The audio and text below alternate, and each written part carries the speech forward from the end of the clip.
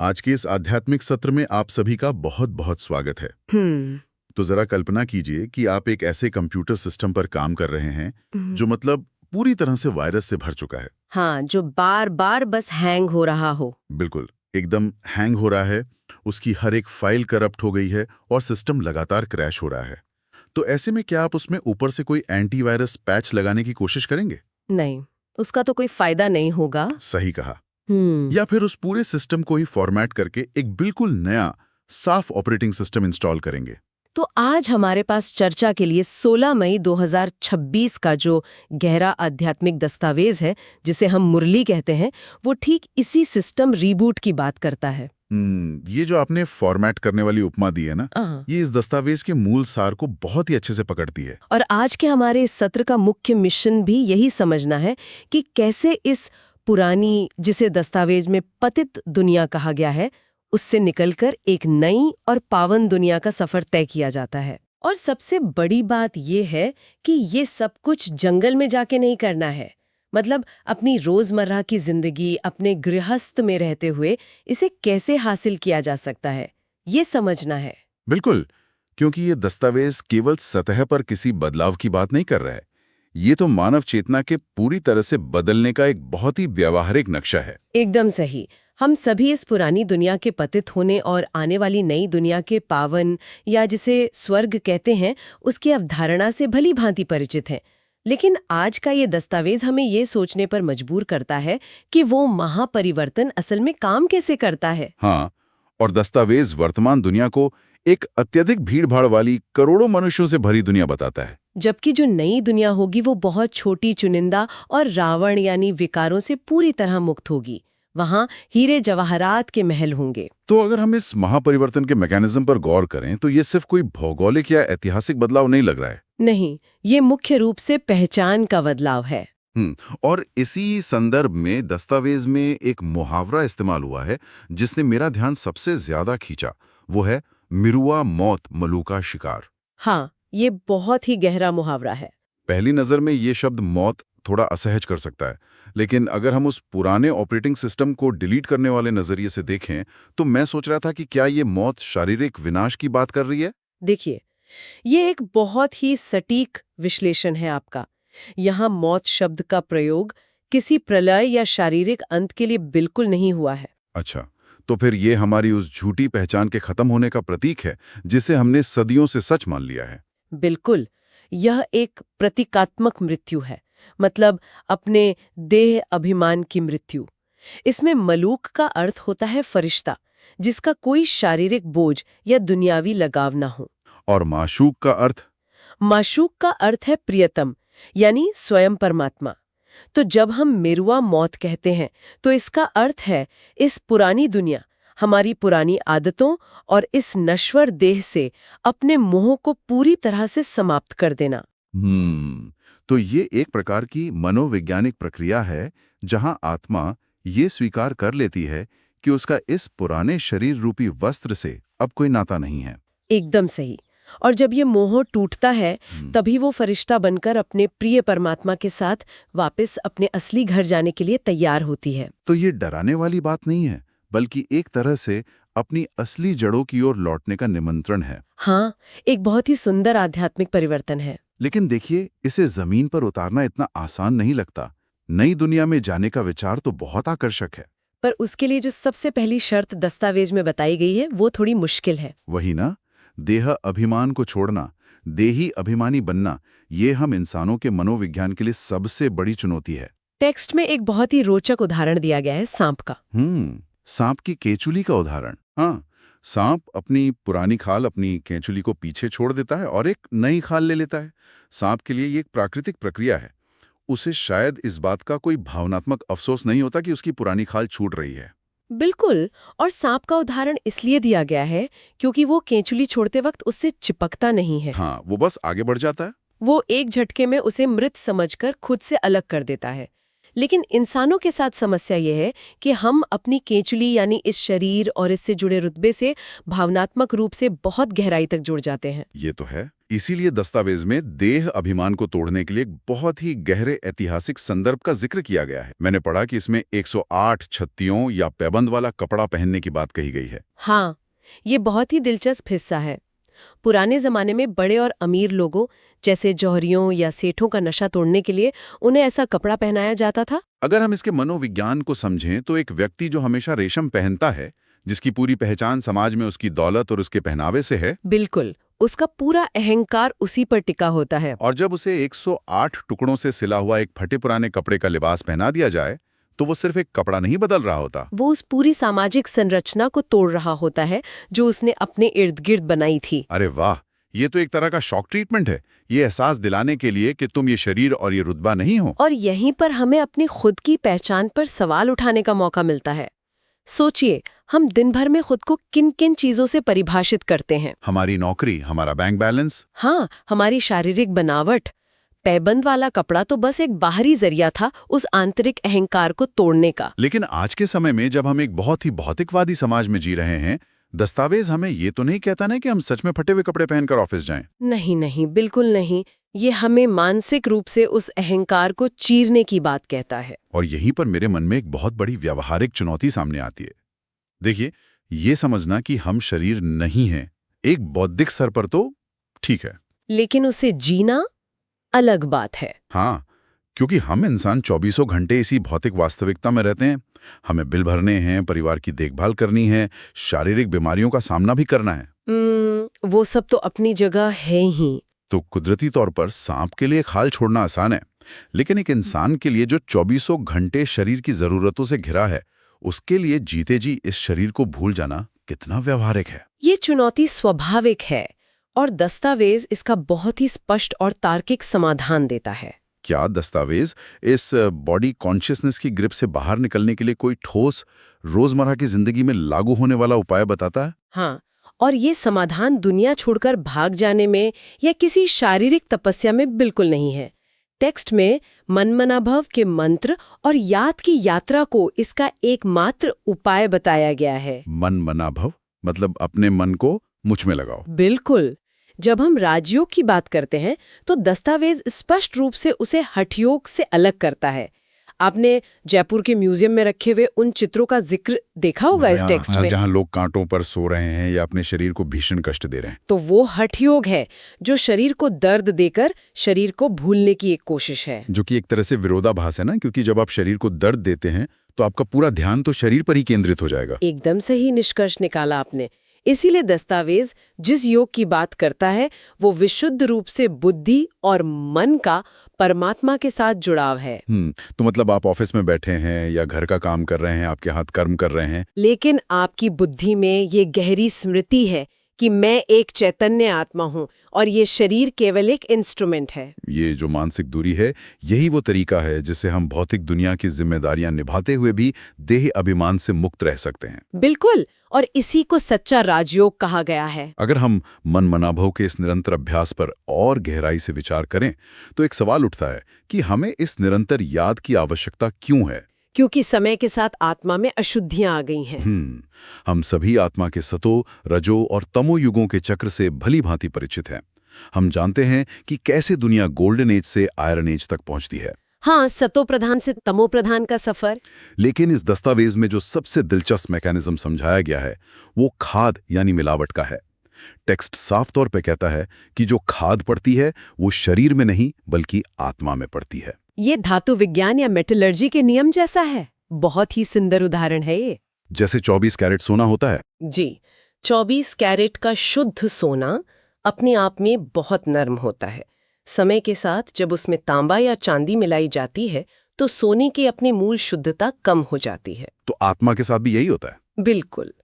ठीक इसी तरह आत्मा जब जन्म मरण के चक्र में आती है और बार बार भौतिक तत्वों और शारीरिक आकर्षणों के संपर्क में आती है तो उसके मूल गुणों में अशुद्धियां आ जाती हैं। मूल गुण मतलब जैसे पवित्रता, शांति, प्रेम। हाँ, उन गुणों में दुनियावी इच्छाओं और विकारों की खाद मिल जाती है।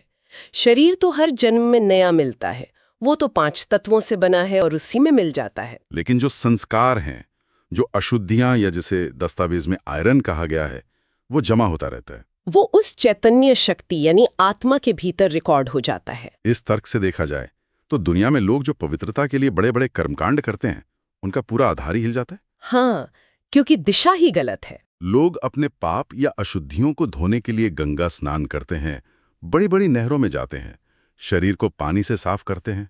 लेकिन अगर वो सारी अशुद्धि, वो खाद आत्मा के अंदर है जो अभौतिक है, तो भौतिक पानी उसे कैसे साफ कर सकता है? ये तो वैसे ही हुआ जैसे कि कंप्यूटर के हार्डवेयर को साबुन से धोने से उसका सॉफ्टवेयर वायरस ठीक हो जाएगा। अरे वाह, ये कंप्यूटर हार्डवेयर और सॉफ्टवेयर वाला तर्क बिल्कुल सटीक बैठता है। तो अगर पानी काम नहीं कर सकता तो इस आत्मा में पड़ी खाद को निकालने के लिए दस्तावेज किस सॉल्वेंट या उपाय की बात कर रहा है? देखिए, आत्मा एक अभौतिक सत्ता है, इसलिए उसे साफ करने का साधन भी अभौतिक ही होना चाहिए।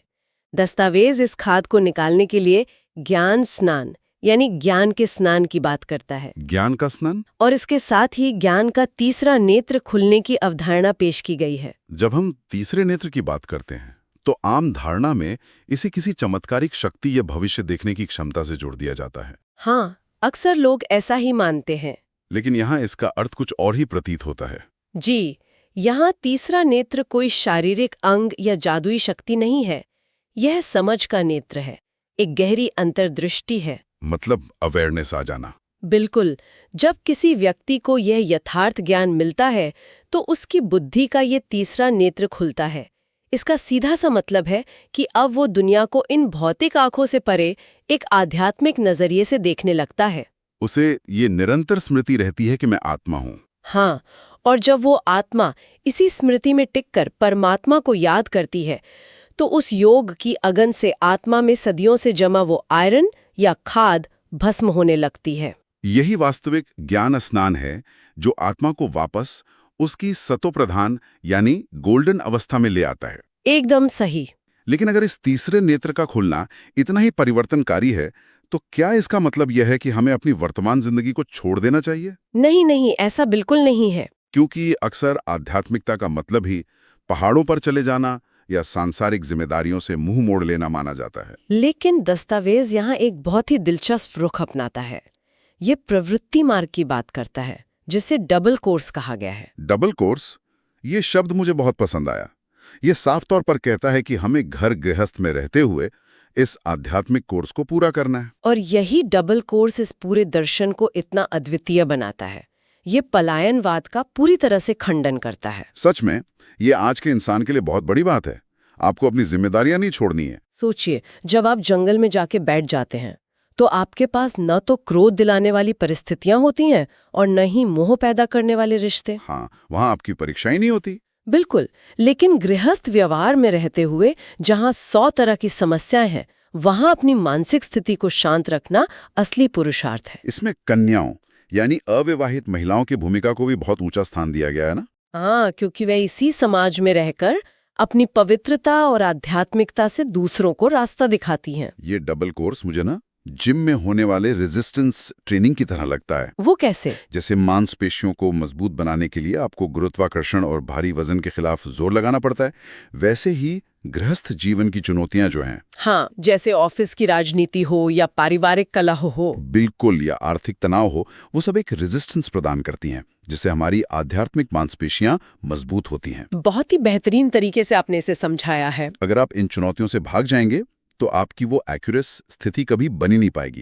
लेकिन क्या इस डबल लाइफ को मेंटेन करना बहुत मुश्किल नहीं है? दस्तावेज भी यही कहता है कि जो लोग इस गृहस्थ की रेजिस्टेंस के बीच इस पढ़ाई को पढ़ते हैं, उन्हें एक प्रकार की लिफ्ट मिलती है। लिफ्ट मिलती है मतलब वो तेजी से आगे बढ़ते हैं। हाँ, वे उन लोगों से बहुत तेजी से आगे, या जिसे टेक्स्ट में तीखे कहा गया है, जाते हैं जो सिर्फ संन्यास लेकर बैठ गए हैं। यहाँ सेवा या सर्विस का अर्थ भी बदल जाता है। बिल्कुल बदल जाता है। आम तौर पर हम सर्विस का मतलब क्या समझते हैं? भाषण देना या किताबें लिखना। हाँ, लोगों को ज्ञान देना। लेकिन टेक्स्ट के अनुसार असली सर्विस आपकी एकरस स्थिति से होती है, जब आपके आसपास सब कुछ उथल-पुथल हो और आप फिर भी स्थिर और शांत रहें। तो वो स्थिति दूसरों के लिए सबसे बड़ा एग्जाम्पल बन जाती है। इसमें साकार बाप का बहुत अच्छा उदाहरण दिया गया है, जो गृहस्थ में रहते हुए भी अथक थे और जिनकी मानसिक स्थिति हमेशा अडोल रहती थी। लेकिन देखिए, इस एकरस स्थिति को बनाए रखना और इस रेजिस्टेंस ट्रेनिंग को सफलतापूर्वक पूरा करना हमेशा आसान नहीं होता। बाहरी दुनिया के आकर्षण और नकारात्मकता, जिसे दस्तावेज में माया कहा गया है, लगातार हमें नीचे खींचने की कोशिश करती है। बिल्कुल, माया के वार तो होते ही हैं। हम इससे बचने और अपने आप को सुरक्षित रखने के लिए दस्तावेज के अंत में वरदान और स्लोगन के रूप में एक बहुत ही गहरा मनोविज्ञान दिया गया है। वरदान में कोमलता को कमाल और शक्ति स्वरूप में बदलने की बात कही गई है। ये बहुत ही महत्वपूर्ण हिस्सा है। अगर हम इस विरोधाभास को समझे तो ये एक बहुत ही शानदार लीडरशिप और पर्सनल डेवलपमेंट फ्रेमवर्क लगता है। इसे आप कैसे डिकोड करेंगे, क्योंकि कोमलता और शक्ति को तो अक्सर एक दूसरे का विरोधी माना जाता है। देखिए, आमतौर पर इंसानी फितरत ये होती है कि हम अपनी गलतियों, अपने पुराने संस्कारों को लेकर बहुत कठोर हो जाते हैं। खुद को कोसते हैं कि मैं बदल नहीं पा रहा। हाँ, अपने आप से लड़ते रहते हैं। लेकिन जब दुनिया का या माया का सामना करना होता है, तब हम कमजोर पड़ जाते हैं या समझौते कर लेते हैं। ये तो बहुत आम बात है। लेकिन टेक्स्ट ठीक इसका उल्टा करने को कह रहा है। ये कह रहा है कि जब बात अपने स्वयं के संस्कारों को बदलने की हो, तो वहां कोमल बनो, फ्लेक्सिबल बनो। मतलब अहंकार मत लाओ कि मैं तो ऐसा ही हूँ। बिल्कुल, अपने अंदर बदलाव के लिए जगह रखो। लेकिन जब बात बाहरी दुनिया की नकारात्मकता या माया का सामना करने की हो, तो वहां अपने कर्मों में कभी कोमल मत बनो, वहां शक्ति रूप धारण करो। अरे वाह, ये बहुत ही सूक्ष्म लेकिन शक्तिशाली बात है। जब आप अपने भीतर परिवर्तन के लिए कोमल होते हैं, तभी आप बाहर से शक्ति रूप धारण कर सकते हैं। और ये शक्ति रूप कोई शारीरिक आक्रामकता नहीं है। नहीं, ये एक आत्मनिश्चय है। दस्तावेज कहता है कि जब कोई ये शक्ति रूप का कवच पहन लेता है, तो उसे माया का कोई भी तीर नहीं लग सकता। वो हर परिस्थिति में अडिग रहता है। और इस शक्ति रूप को स्थायी बनाने के लिए जो स्लोगन दिया गया है, वो भी बहुत ही तार्किक है। स्लोगन कहता है कि त्रिकालदर्शी की सीट पर सेट होकर हर कर्म करो। त्रिकालदर्शी मतलब जो तीनों कालों को जानता हो, भूत, वर्तमान और भविष्य। हाँ, लेकिन एक आम इंसान अपनी रोजमर्रा की जिंदगी में त्रिकालदर्शी कैसे बन सकता है? देखिए, त्रिकालदर्शी बनने का मतलब ये नहीं है कि आप कोई भविष्यवक्ता बन जाए। इसका व्यवहारिक अर्थ है अपने दृष्टिकोण को व्यापक बनाना। मतलब सिर्फ अभी जो हो रहा है उस पर रिएक्ट मत करो। बिल्कुल। जब हम माया के प्रभाव में आते हैं, तो हम सिर्फ किसी परिस्थिति के वर्तमान पल को देख रहे होते हैं।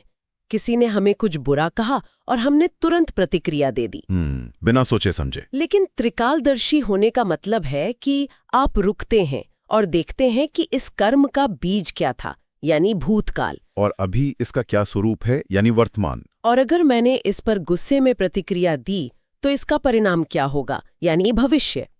जब आप इस टाइम होराइजन को बढ़ाकर कोई भी कर्म करते हैं, तो आपसे कभी कोई भूल नहीं हो सकती। ये तो एक तरह से जीवन जीने का अल्टीमेट चीट कोड हो गया। हाँ, बिल्कुल, चीट कोड ही है। अगर हम अपने हर एक्शन को इस बड़े फ्रेमवर्क में रख के देखें, तो हम छोटी छोटी बातों में उलझने से बच जाएंगे। और शायद यही वो तरीका है जिससे माया दूर से ही भाग जाती है। और हम वो स्थिति प्राप्त कर सकते हैं जिसे दस्तावेज में पास विद ऑनर कहा गया है। पास विद ऑनर का मतलब सिर्फ किनारे पर पास होना नहीं है, बल्कि सम्मान के साथ, बिना किसी दाग के इस आध्यात्मिक यात्रा को पूरा करना है। बिल्कुल। और ये पूरी चर्चा हमें वापस उसी बिंदु पर ले आती है जहां से हमने शुरुआत की थी, मतलब वो महापरिवर्तन। हाँ, वो महापरिवर्तन दुनिया के बाहर होने से पहले हमारे भीतर होना है। अपनी देह अभिमान की केंचुली को उतारकर, अपनी आत्मा की खाद को ज्ञान स्नान से धोकर और गृहस्थ जीवन की चुनौतियों के बीच अपनी त्रिकालदर्शी स्थिति को मजबूत करके ही हम इस पुराने सिस्टम को पूरी तरह रीबूट कर सकते हैं। एकदम सही। यही इस पूरे दस्तावेज का सबसे गहरा सार है। आज की इस चर्चा ने सच में कई गहरे पहलुओं को एक बहुत ही स्पष्ट और तार्किक रूप में हमारे सामने रखा है। ये साफ हो जाता है कि आध्यात्मिकता कोई किताबी ज्ञान या जंगलों में छिपने की कला नहीं है, बल्कि ये इसी दुनिया में रहते हुए, अपनी जिम्मेदारियों के बीच से गुजरते हुए अपनी चेतना को उच्चतम स्तर तक ले जाने का विज्ञान है। बिल्कुल। अब जब हम आज के इस सत्र के समापन की ओर बढ़ रहे हैं, तो मैं हम सभी के लिए एक विचार छोड़कर जाना चाहता हूं। हमने आज गहराई से समझा कि कैसे हम युगों युगों से अपनी आत्मा में विभिन्न प्रकार की खाद या अशुद्धियां जमा करते आ रहे हैं। तो जरा सोचिएगा, हमारी इस रोजमर्रा की जिंदगी में, हमारे आज के रूटीन में वो कौन सी एक छोटी सी आदत है या वो कौन सी एक सोच है जिसे बदलकर हम आज ही अपना खुद का वो अभौतिक ज्ञान स्नान शुरू कर सकते हैं। बहुत ही गहरा सवाल है। अगर हम अपने भीतर के उस तीसरे नेत्र को खोलने का प्रयास करें, तो सोचिए कि वो नेत्र हमारे परिवार को, हमारी चुनौतियों को और खुद हमारी अपनी पहचान को किस नए नजरिए से देखना चाहेगा। आप सभी का दिन शुभ हो। आपने हमें सुना, इसके लिए बहुत बहुत धन्यवाद।